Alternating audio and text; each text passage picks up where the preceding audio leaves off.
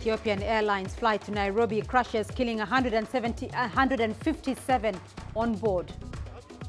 Ebola treatment center attacked in DR Congo. And South Africa working to compensate those who lost land in the apartheid era. Hello and welcome to Africa Live on CGTN with me, Beatrice Marshall, in Nairobi. Also coming up on the program, South Sudan appeals for funds to help disarm the population. An emergence of young surfers grows the sport in Senegal.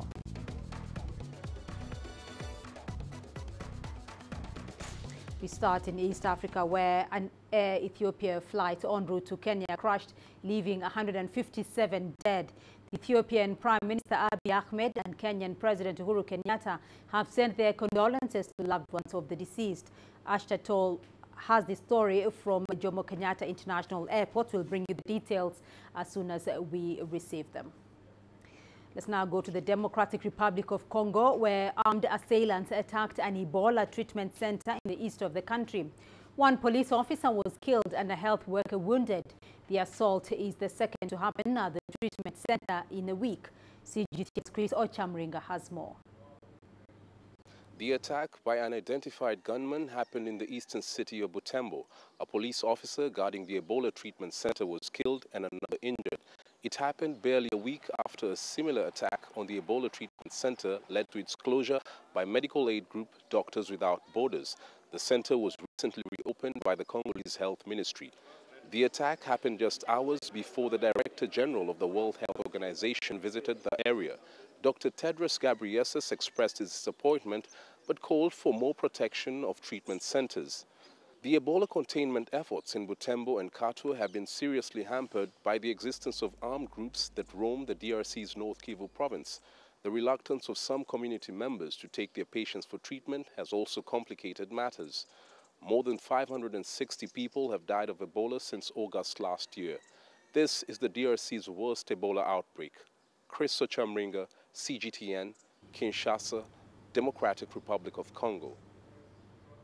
In Switzerland, an Algerian government plane has landed at Geneva's Contrine airport. The Gulfstream executive jet that brought President Abdelaziz Bouteflika to Geneva in February touched down at the airport amid a heavy police presence. No signs of any ambulance or cortege carrying the 82-year-old president have been reported. President Bouteflika is expected to return home after 2 weeks in the Swiss city's main hospital. The ailing Bouteflika has rarely been seen in public since suffering a stroke in 2013. His bid to extend his 20-year rule has prompted tens of thousands of Algerians to join the biggest protests in Algiers in 28 years. And back home in Algeria, authorities have ordered an early start to their spring university holiday in an attempt to weaken student-led protests against President Abdelaziz Bouteflika that have been taking place for the past 2 weeks. The Higher Education Ministry has brought forward a spring break by 10 days, starting on Sunday instead of March the 20th. The decision comes a day after thousands of Algerians took to the streets across the country to demonstrate against Bouteflika. CGTN's Tulisha Balala has more. This is the biggest protest to be held in the capital city of Algiers in 28 years. Thousands of Algerians showed up, demanding that President Abdelaziz Bouteflika steps down. Riot police blocked the road leading to the presidential palace. They fired tear gas to disperse demonstrators from getting close to the facility. I am so glad to see that people are aware and act peacefully. I hope that this fight will continue. The country's state TV is reporting that security forces have so far detained 195 protesters, citing offences such as looting as grounds for the arrests. Today, women are here to say that they also contribute to the liberation and the change of this country. Protests against Bouteflika have been escalating since he made public his intentions to run for a 5th term during the April 18th elections. The Algerian president is currently in Switzerland for a medical checkup. He had a stroke in 2013 that confined him to a wheelchair, and since then he has rarely appeared in public. Thuli Shabalala, CGTN. And let's return to our headline story now, where an Air Ethiopia flight en route to Kenya crashed, leaving 157 dead early this morning. Well, CGTN's Coletta Wanjohi is joining us from the Ethiopian capital, Addis Ababa, for more on the story. Coletta, Ethiopian Airlines has announced that there were no survivors on board that flight. What is the latest? Well, as we stand now, Beatrice, the biggest casualties have come from Kenya, and currently we have officials from Nairobi who are coming to Addis Ababa to follow up on this and probably see how the Kenyan families can be helped to get their bodies back. But we also have other embassies. We have 35 nationalities that were affected. Other embassies are also talking to Ethiopian Airlines to see how their own home. But what we know is the Ethiopian Chief Executive Officer has investigations team that has been formed. Aviation. Coletta Wanjohi there in the Ethiopian capital, Addis Ababa. Apologies for the glitch in our technical satellite distribution there. Well, let's now take a short break on the program, but still ahead. South Africa working to compensate those who lost land in the apartheid era. And South Sudan appeals for funds to help disarm the population.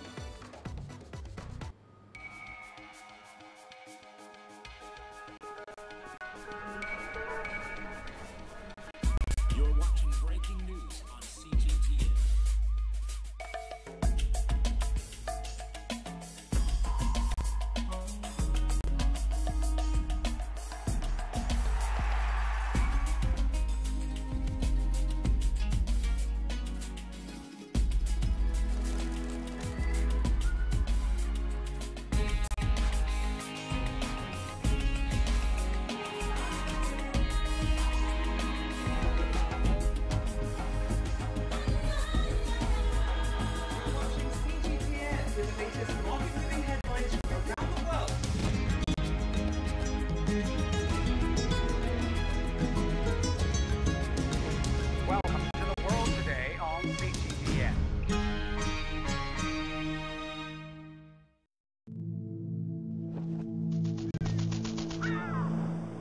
How will your world change today?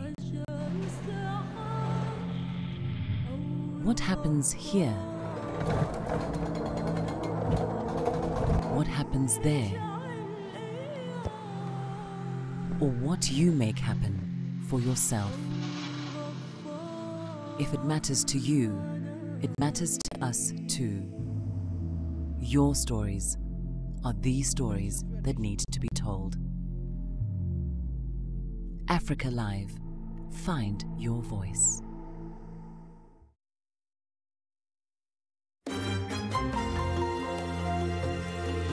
Africa Live. Find your voice.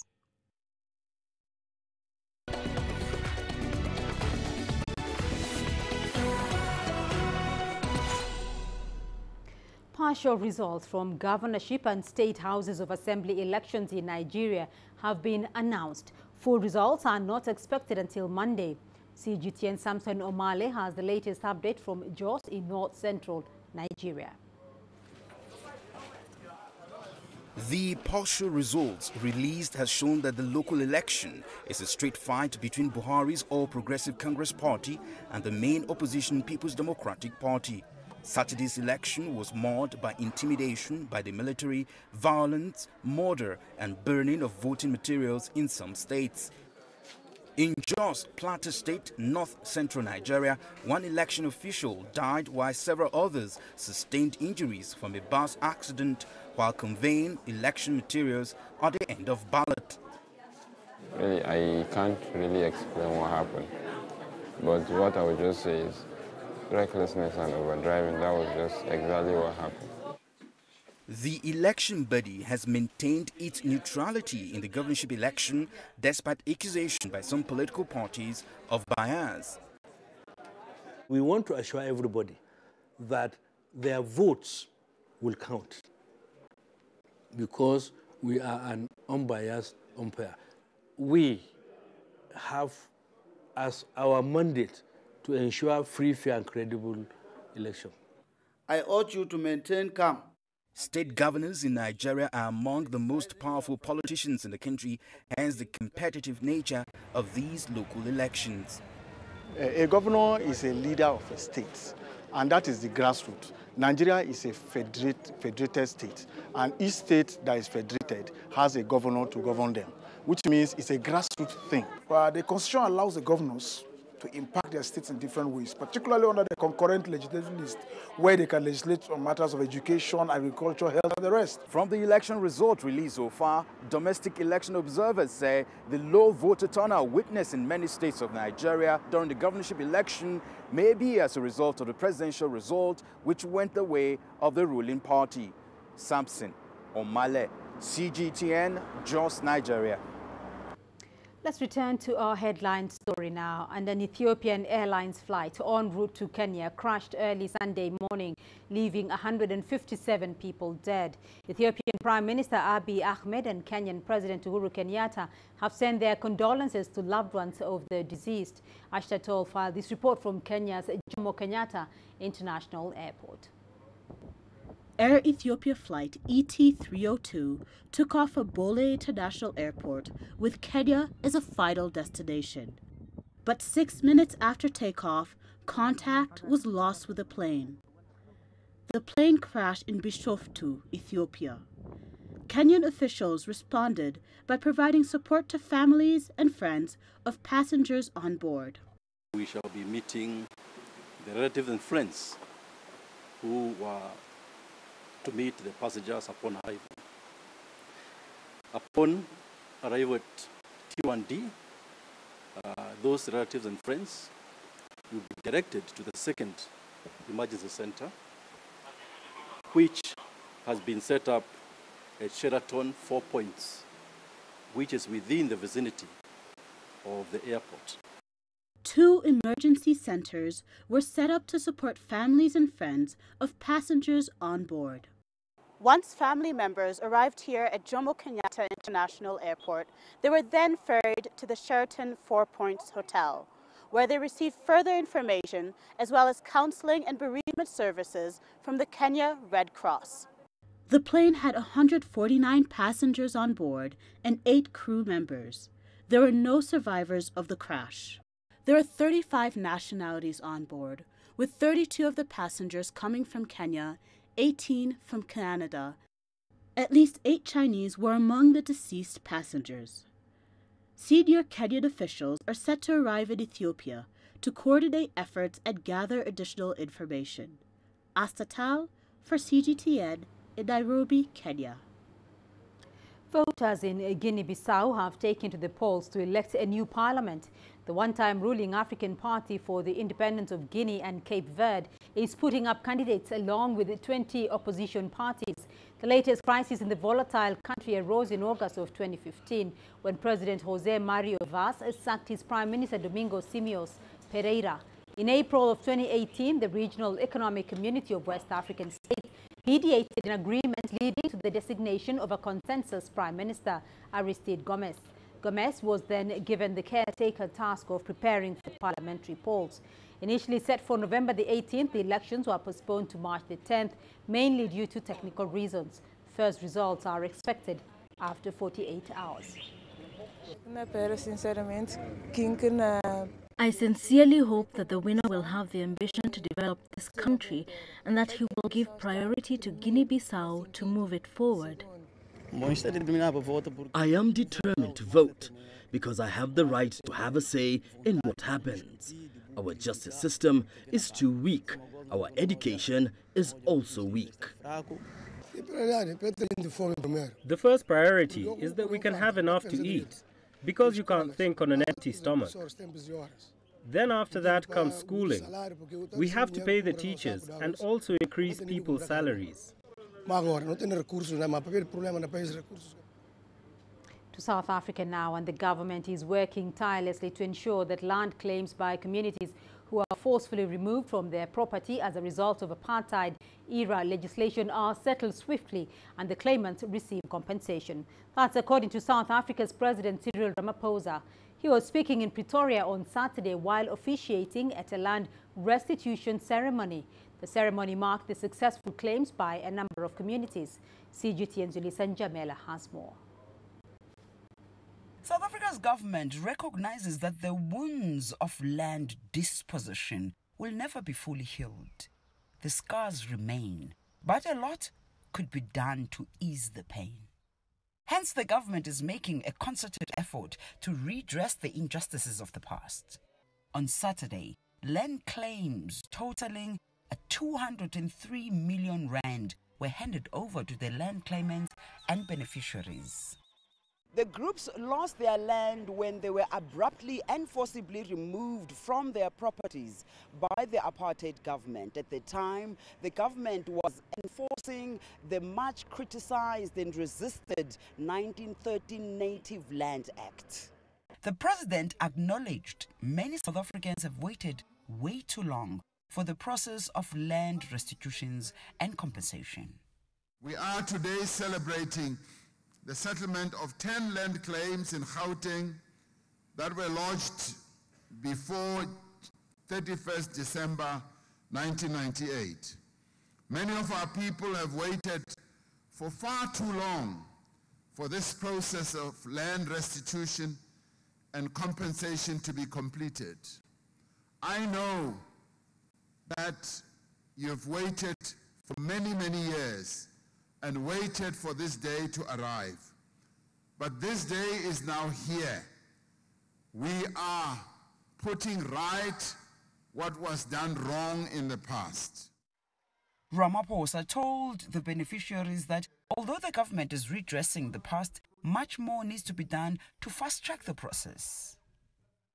We are working to ensure that where it is possible to return the land to claimants, and where they want to return to the land, that we provide the necessary support to enable them to make productive use of the land.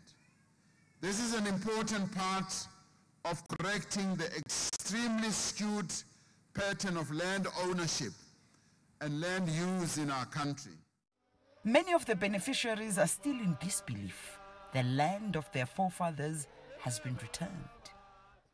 They removed us so painfully. We could go back home. We are so grateful to President Ramaphosa. We're grateful to our government. The land of our fathers is back. It's back.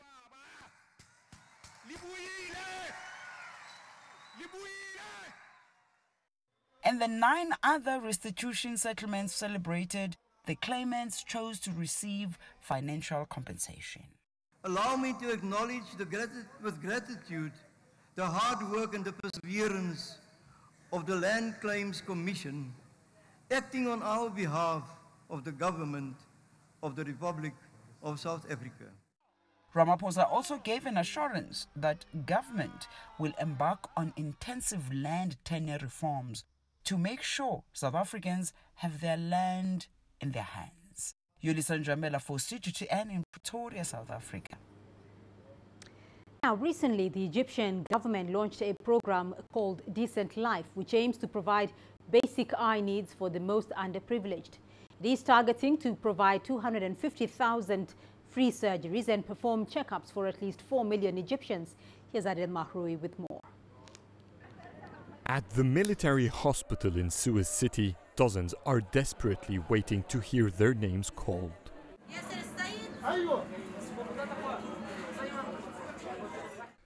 Most Egyptians cannot afford to pay for their healthcare. Recently, a nationwide campaign has been launched to cater for those who have eye problems. I had a hard time to get healthcare from regular government outlets before. I used to travel to many cities to get treatment. Now all my conditions are being treated for free. My diabetes, hypertension, colon problems, hearing, and now my eyes. I used to pay $100 monthly on healthcare, which I barely afforded. Nur al-Haya, or Light of Life, That's the name the Egyptian presidency chose for this project. It aims to provide free surgeries for 250,000 Egyptians this year and perform eye checkups for at least 4 million citizens. Dedicated to the most underprivileged citizens, it has brought back hope for those who are in urgent need for ophthalmologist's intervention. The campaign has literally made us see the light of life. This initiative is helping so many people like myself. They make the checkups, scans and tests for free, and I'm waiting in line for my surgery now. I can't imagine the speed by which the service is proceeding. Checkup caravans visit patients in villages for eye checkups. Complicated cases are then diverted to hospitals for further investigations. Finally, those in need for surgery are scheduled for operation within 2 weeks of their caravan appointment. In the first phase of the project, we aim to cure glaucoma and cataract cases. And so far, we've made 200 surgeries. We aim to reach 10,000 by the end of the year here alone. NGOs, public service sectors and military hospitals are all serving Noor al-Haya campaign. Yet the armed forces medical facilities like these are the patient's most favorable destination. The military hospitals are excellent. We have a medical center in our village, but they don't provide a decent service.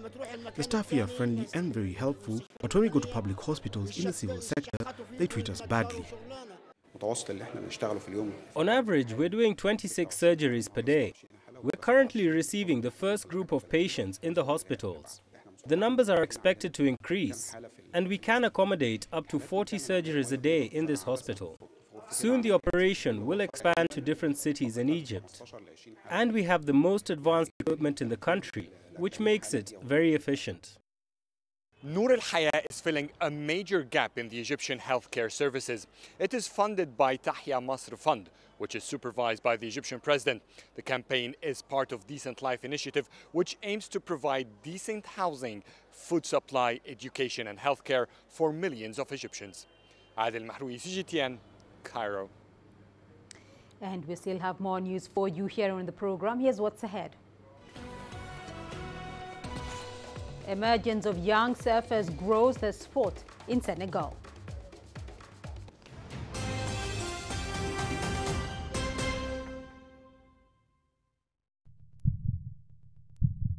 Africa, where champions are made, records are broken, legends are born. We're there for every goal, for every knockout, for every step of the way. Match Point, only on CGTN.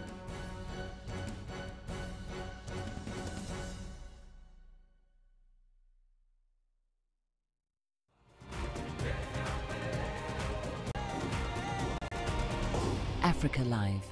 Find your voice.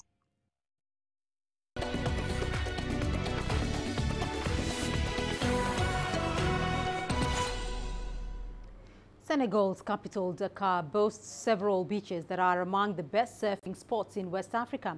In Kouakam, Yoff or Ngor, surfers can enjoy world-class waves.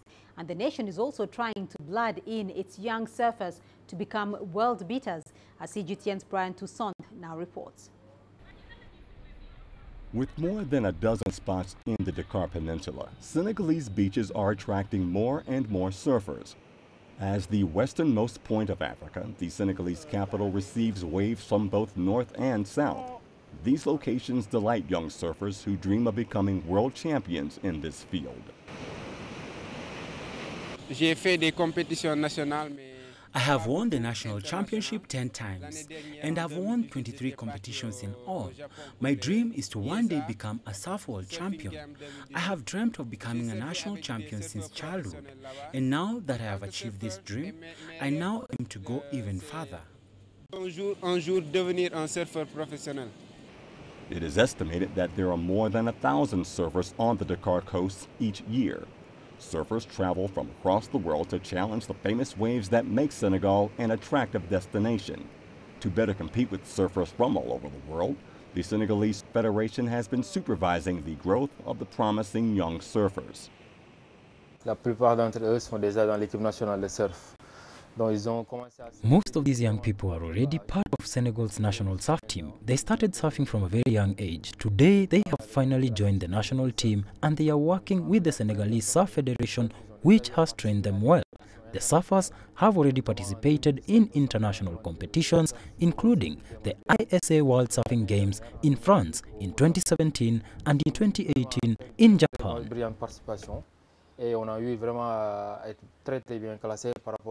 Dakar will be hosting the Senegal Pro from March 27th through the 31st.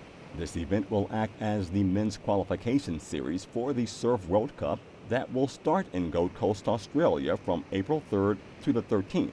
The Senegal Pro event will also host surfers from other countries in a bid to promote Senegal as a surfing destination. Brian Toussaint, CGTN. The Kenyan side, Gor Mahia, has had a poor run away from home in their CAF Confederation Cup campaign. Gor Mahia, who are yet to win an away game, will tonight face the Egyptian giant Zamalek in a crucial Group D match. Zamalek's head coach, Christian Gross, is hoping that the World Cup experience of 4 of his players will see them overcome the Kenyan side. Gor Mahia has 6 points from 2 wins and 2 defeats, just a point above Zamalek, who are 4th. The 2 top teams from every group will qualify for the quarterfinals, with the draw for the knockout stages to be held on March the 20th. Apparently in Africa, they do referees a lot of wrong decision. Their habit, that habit. And I coach one boy in Saudi from El Ahly, an old player. And apparently they saying about, I said something about the funds, Zamalek funds. And it wasn't true. It was wrong news. And I always said, good team.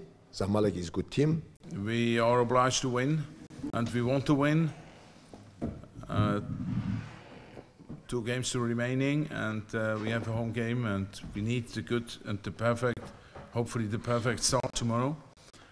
We need to be focused because the opponent is physically a strong side, and they are very efficient. They're playing a direct game.